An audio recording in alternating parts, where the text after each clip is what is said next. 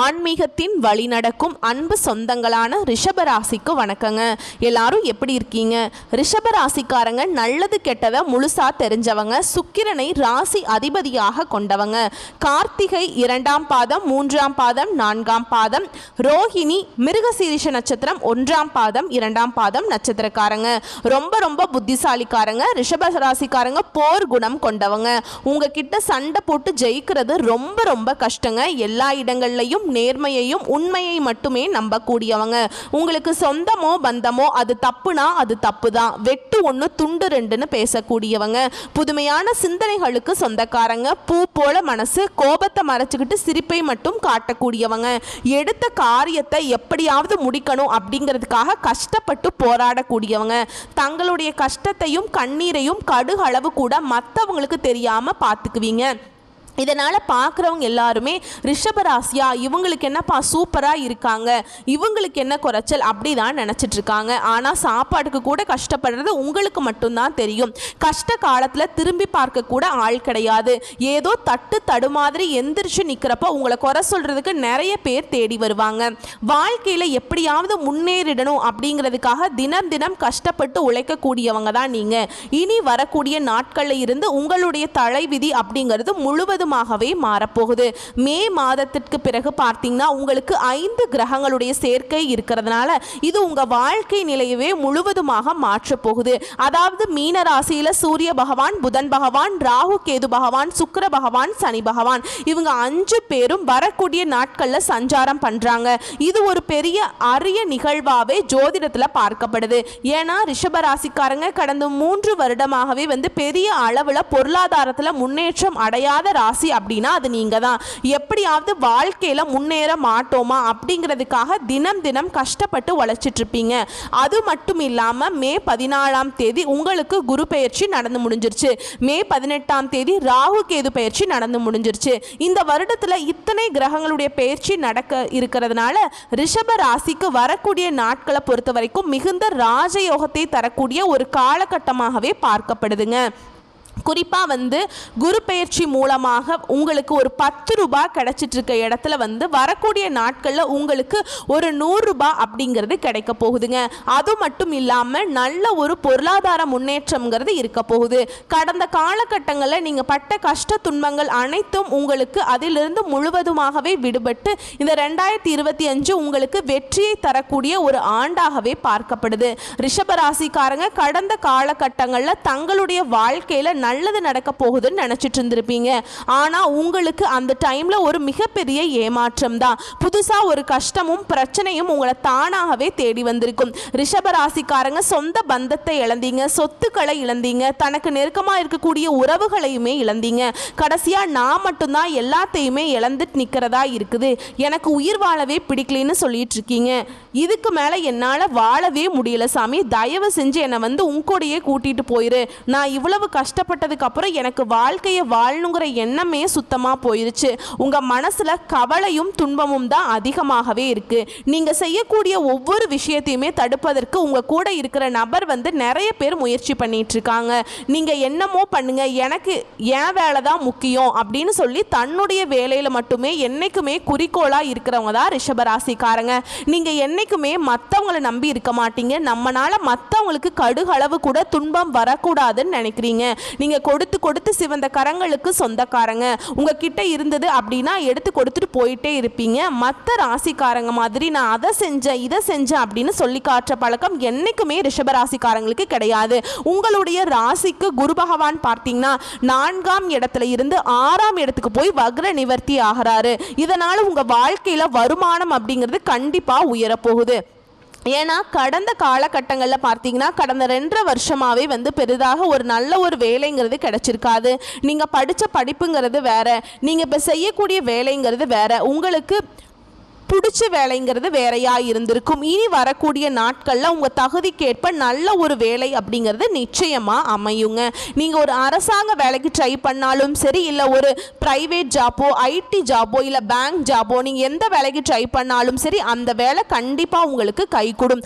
தொழிலில் இருந்த தடைகள் விலகுது. அது மட்டும் இல்லாமல் சிலர் புதிதாக தொழில் தொடங்குவீங்க. உற்பத்தியில் இருந்த தடைகள் நீங்கி தொழிலை விரிவு செய்வீங்க.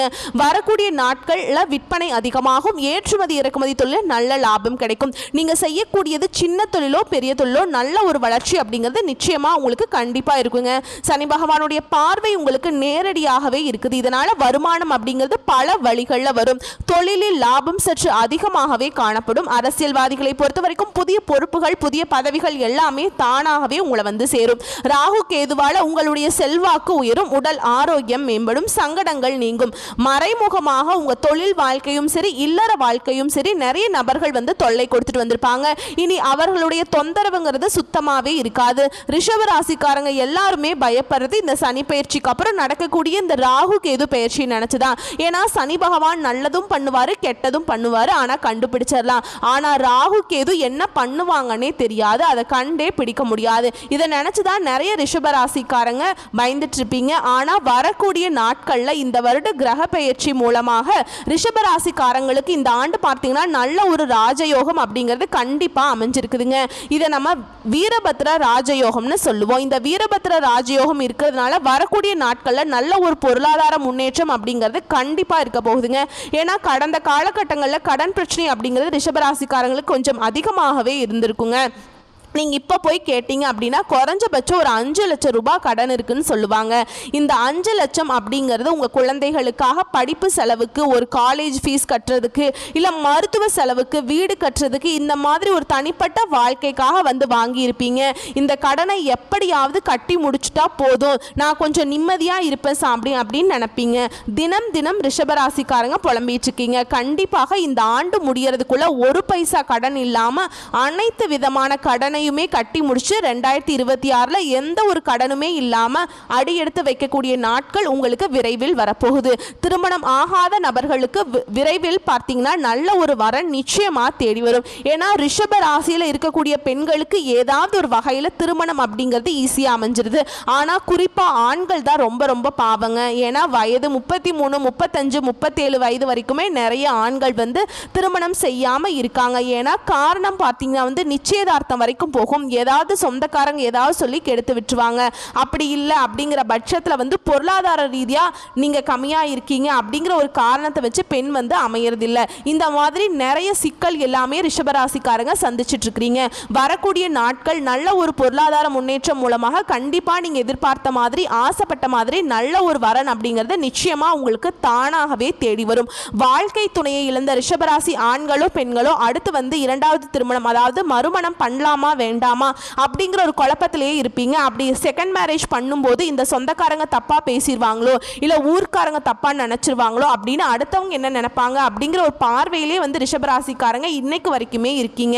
ஏன்னா இப்ப இருக்கக்கூடிய பொருளாதார சூழ்நிலையும் இப்ப இருக்கக்கூடிய காலகட்டத்தையும் வச்சும் பார்க்கும்போது ஒரு சிங்கிள் பேரண்டால இந்த சொசைட்டியில் சர்வே பண்ணுறது ரொம்ப ரொம்ப கஷ்டங்க.